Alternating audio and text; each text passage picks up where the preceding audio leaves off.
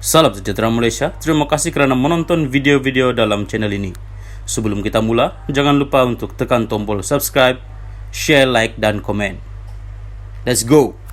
Salam sejahtera dan selamat malam kepada semua pendengar. Berita panas, admin ingin kongsikan kepada semua. Berita ini bertajuk Tommy Thomas saman pasukan petugas khas. Berita penuh. Bekas Peguam Negara Tan Sri Tommy Thomas hari ini memfailkan saman pemula terhadap kerajaan dengan memohon perisytiharan bahawa laporan bertajuk Laporan Pasukan Petugas Khas Siasatan ke atas dakwaan-dakwaan dalam buku bertajuk My Story, Justice in the Wilderness adalah dokumen tidak sah dan bertentangan undang-undang. Tommy yang memfailkan saman itu hari ini melalui firma guaman Tetuan Tommy Thomas menamakan pengurusi dan ahli pasukan petugas khas terbabit serta kerajaan Malaysia selaku defendant. Mereka adalah pengurusi Datuk Seri Jesse Fong dan ahlinya Datuk Seri Hashim Paijan, Datuk Dr. Junaida Kamarudin, Datuk Jagjit Singh Ben Singh, Datuk Syaharudin Ali Kebala Guru, Farah Adura Hamidi dan Najib Suri. Beliau turut memohon perisytiharan bahawa pasukan petugas khas adalah badan tidak sah dan tidak mempunyai kuasa undang-undang untuk melaksanakan fungsi yang diberikan oleh kerajaan. Selain itu, turut dipohon adalah perisytiharan bahawa penerbitan laporan itu oleh kerajaan melanggar hak beliau seperti yang dilindungi oleh Perkara 5-1 Kebebasan Asasi dan 13-1 Perlembagaan Persekutuan. Laporan STF yang klasifikasi kerajaan pada 13 Oktober lalu antara lain mengesyorkan supaya bekas Peguam Negara itu disiasat atas kemungkinan pelbagai kesalahan telah dilakukannya. Ialah antara 3 syur pasukan berkenaan dalam laporan siasatannya yang kini boleh diakses secara terbuka melalui laman sesawang rasmi bahagian hal ehwal undang-undang BHEUU Jabatan Perdana Menteri JPM. Pasukan khas itu juga mencadangkan 4 langkah yang perlu diambil kerajaan bagi menangkis persepsi umum terhadap campur tangan eksekutif dalam badan kehakiman atau kekurangan kebebasan kehakiman. Langkah itu termasuk pindaan ke atas Seksyen 5-F Akta Suruhanjaya Pelantikan Kehakiman JSC 2009 bagi membolehkan pelantikan 4 individu yang dihormati dalam JSC dibuat oleh Yang di-Pertuan Agung atas nasihat Ketua Hakim Negara. Selain itu, Perdana Menteri perlu secara tegas mematuhi Seksyen 2 Akta JSC bagi mempertahankan kebebasan kehakiman.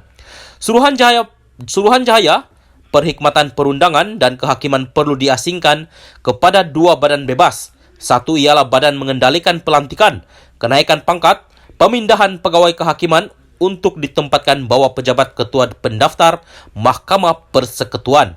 Satu lagi badan bagi mengendalikan pelantikan, kenaikan pangkat, pemindahan pegawai perundangan untuk ditempatkan bawah pejabat Peguam Negara. Pejabat Peguam Negara perlu dipisahkan daripada pendakwa raya, katanya dalam bahagian ringkasan eksekutif laporan berkenaan.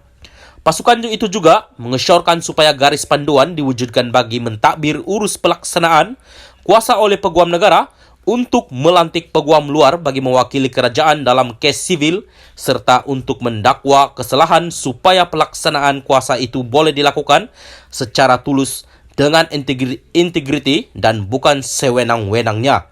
Sementara itu, berdasarkan pemerhatian umum, pasukan terbabit berkata, walaupun Tommy daripada Majlis Peguam mempunyai kelayakan dari segi perundangan untuk dilantik sebagai Peguam Negara, beliau kurang pengalaman dan kemahiran pengurusan bagi menerajui atau bertanggungjawab ke atas sebuah jabatan kerajaan yang besar dengan lebih 2,000 pegawai perundangan serta jumlah besar kaki tangan sokongan.